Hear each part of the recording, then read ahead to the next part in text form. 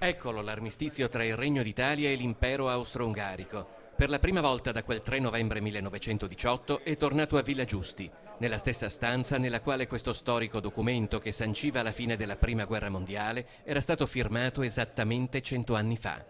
Un anniversario celebrato ad un secolo di distanza con un'altra firma, quella della dichiarazione Veneto Terra di Pace, per l'alto valore simbolico conferito al territorio veneto dalle testimonianze storiche della Grande Guerra. Niente di eroico nella guerra, c'è solo tanta disgrazia, tanta miseria e tanta tragedia.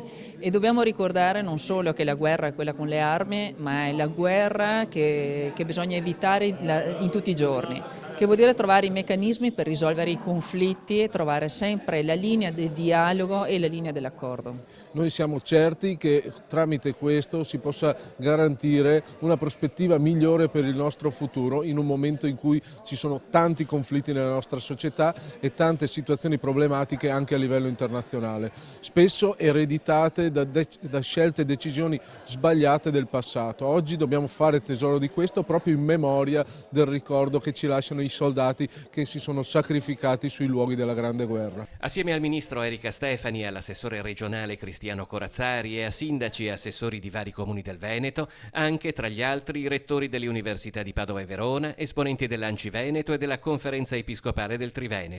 Operare per garantire il rispetto della pace come diritto umano fondamentale e diffondere un messaggio di pace e di fratellanza tra le genti è l'obiettivo del documento approvato dal Consiglio regionale. Sono stato proponente e poi tutto il Consiglio all'unanimità ha approvato questa legge e la dichiarazione successiva.